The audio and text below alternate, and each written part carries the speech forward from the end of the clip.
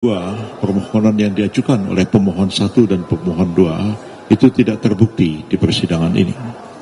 Yang lalu-lalu kami sudah jelaskan di mana kegagalan mereka untuk membuktikan apa yang mereka narasikan di dalam posita, di dalam keseluruhan permohonan, tidak mendukung apa yang dikemukakan di dalam petitum, yang seperti kita ketahui petitumnya adalah memohon kepada Mahkamah Konstitusi untuk menyatakan pasangan calon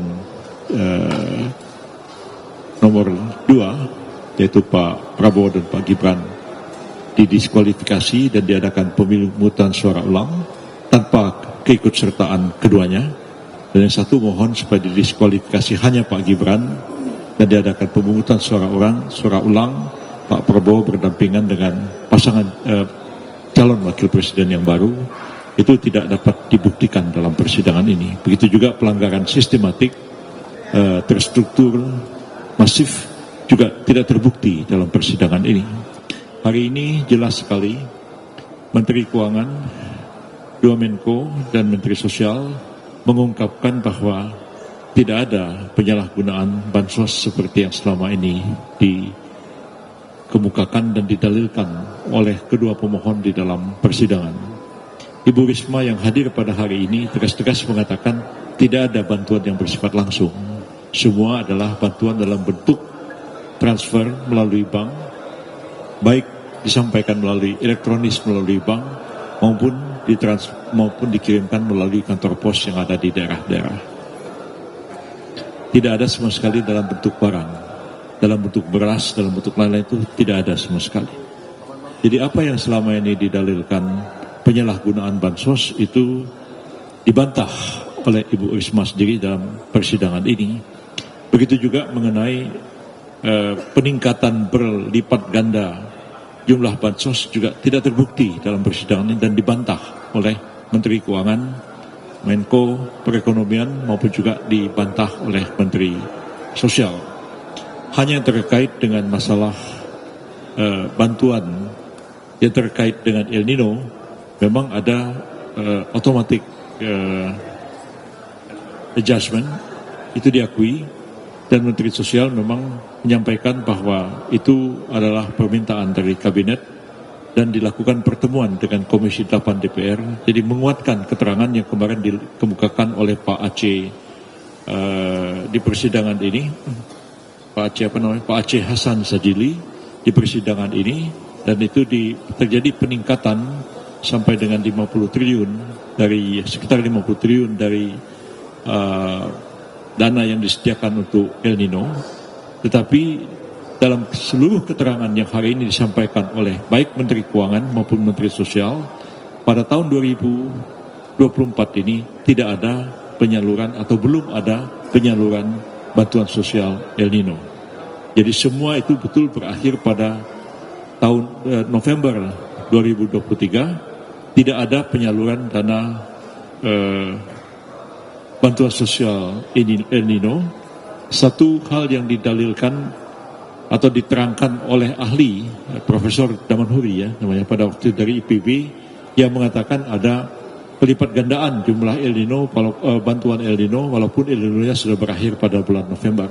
Ternyata dari keterangan Menteri Keuangan dan keterangan dari Menteri Sosial tidak ada penyaluran dana bantuan sosial El Nino pada tahun 2024 yang selama ini dikait-kaitkan dengan pelaksanaan pemilu supaya disalurkan untuk memilih Pak Prabowo dan Pak Gibran. Yang juga tegas sekali dikemukakan dalam persidangan ini adalah menjawab pertanyaan hakim, apakah dalam proses pembahasan masalah bantuan-bantuan sosial dan kemudian bantuan penyediaan dana untuk itu termasuk subsidi BBM, ada titipan-titipan yang bermuatan politik atau tidak, ya. Mereka mengatakan, semuanya mengatakan tidak ada. Pembahasan itu adalah pembahasan yang langsung berkaitan dengan tugas pokok dari masing-masing kementerian dan tidak terbebas sama sekali dari titipan-titipan politik seperti itu. Juga tentang presiden sebenarnya ya tidak sama sekali diketahui oleh kedua pemohon yang mengatakan Pak Jokowi pergi kemana-mana itu nenteng bansos dibagi-bagikan.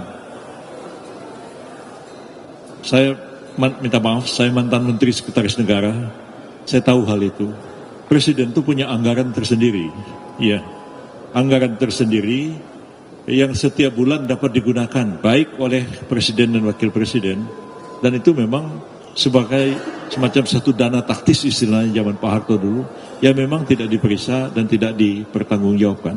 Jumlahnya ada berapa hanya dipertanggungjawabkan secara global saja, dan itu Seknek biasanya juga dalam laporan ditanya oleh BPK, tapi hanya sifatnya umum saja. Jadi dana itu yang dipakai itu adalah dana yang ada pada Presiden sendiri, sama sekali bukan bansos. Ya, ya, dana operasional, dana, ya kalau zaman Pak Harto dulu namanya dana taktis Presiden. Sekarang mungkin taktis sudah nggak dipakai lagi istilah itu. Jadi saya paham mengenai soal itu, dan pengalaman saya 3 kali jadi menteri di kabinet, ya membahas itu profesional aja. Saya misalnya membahas anggaran makan narapidana, ya, membahas anggaran makan rumah tahanan. Apa nanti kalau sedekat pemilu, oh ini supaya ini tahanan atau napi ini supaya milih partai A atau B, itu nggak pernah kita berpikir masa itu. Ya kita bicara politik, kerja profesional aja. Jadi lebih banyak rumors, lebih banyak dugaan-dugaan yang diungkapkan dalam permohonan, tapi sama sekali gagal untuk dibuktikan dan seluruhnya dibantah oleh pihak yang punya otoritas untuk melakukan itu. Kesimpulan saya adalah bahwa walaupun sidang ini belum berakhir, nanti tanggal 16 sore tidak ada sidang lagi, tapi kami menyerahkan kesimpulan, dan insya Allah keputusan akan dibacakan pada tanggal 22 April yang akan datang, dan tidak satupun apa yang didalilkan itu terbukti dalam persidangan, dan keyakinan kami bulat semua, saya kira semuanya ini, bahwa majelis hakim akan menolak kedua permohonan yang diajukan oleh pemohon dalam sidangan ini. Demikian keterangan saya, Pak Oto, silakan.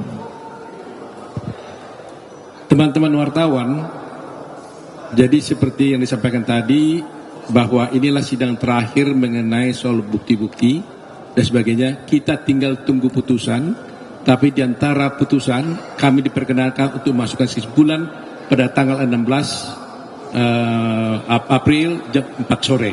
Setelah itu tinggal kita menunggu putusan.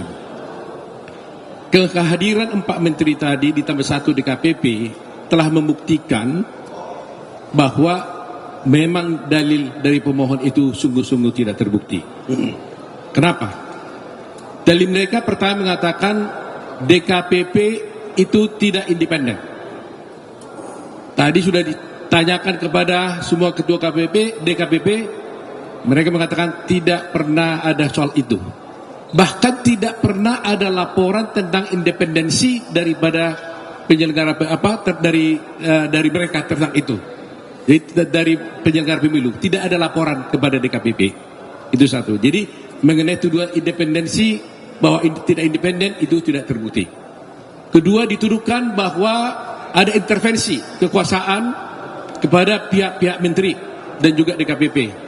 Itu tadi jelas sudah dibantah dan sudah dijelaskan tidak ada sama sekali intervensi dari pihak manapun, baik kepada Ibu Risma, Ibu Sri Mulyani, baik juga kepada Pak Erlangga, maupun kepada Muhajir, itu sama sekali tidak terbukti.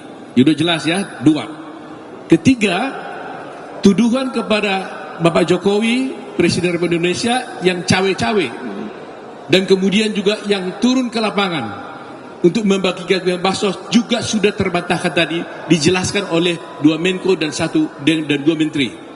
Penjelasannya begini, Pak Jokowi memang bukan hanya tahun ini aja, dari dulu juga itulah ciri khas kerjanya karena dia suka kerja dan beliau ingin memastikan bahwa semua program kerja dan keputusan sudah diambil, kebijakan sudah dibuat, itu harus terdeliver istilahnya, ya, bahwa itu sudah betul-betul sampai terlaksana oleh para bawahan-bawahannya. Oleh karena itu secara simbolik Pak Presiden turun ke daerah-daerah bersama timnya dan secara simbolik saja mengumpulkan hanya beberapa orang saja untuk memastikan bahwa memang program ini berjalan dengan baik. Jadi ini yang dilakukannya, dan ini jumlahnya hanya beberapa titik. Sehingga para menteri menjelaskan tadi, mana mungkin hanya dengan satu pertemuan mungkin paling banyak 1.000 orang yang hadir, dan mungkin hanya beberapa titik di beberapa daerah, paling banyak dia bilang 800.000 orang. Apa mungkin bertemu dengan 800.000 orang, lantas dengan demikian terpengaruhlah seluruh Indonesia yang jumlahnya 100, yang jumlah pemilihnya hampir 150 atau 190 juta pemilih. Jadi itu tidak masuk akal. Jadi dibantah tegas oleh 2 Menko dan 2 Menteri. Jadi dalil itu sudah terpatahkan semuanya. Nah, kalau soal bansos tadi Pak Rizal sudah jelaskan bahwa itu sudah jelas. Saya nggak ulangi lagi. Soal PJ juga sudah terpatahkan. Jadi berarti tuduhan yang mereka lakukan ya sudah jelas-jelas sudah tidak terbukti. Ketika yang terakhir yang dari DKPP juga menjelaskan mengenai perkara yang di DKPP yang memberikan sanksi kode etik, sanksi etik kepada Ketua KPU.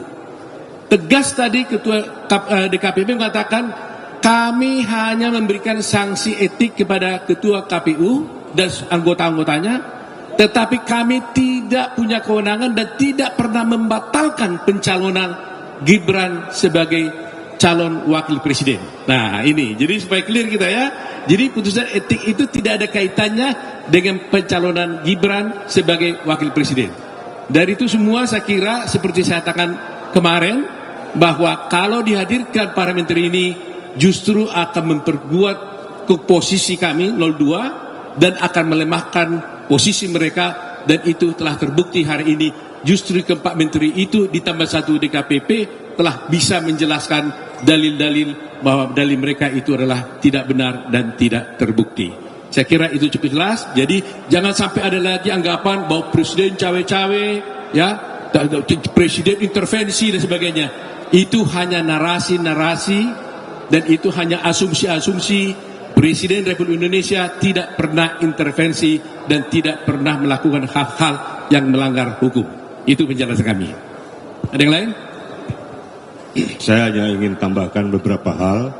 Setelah kita bersidang dari tanggal 26 April sampai dengan hari ini,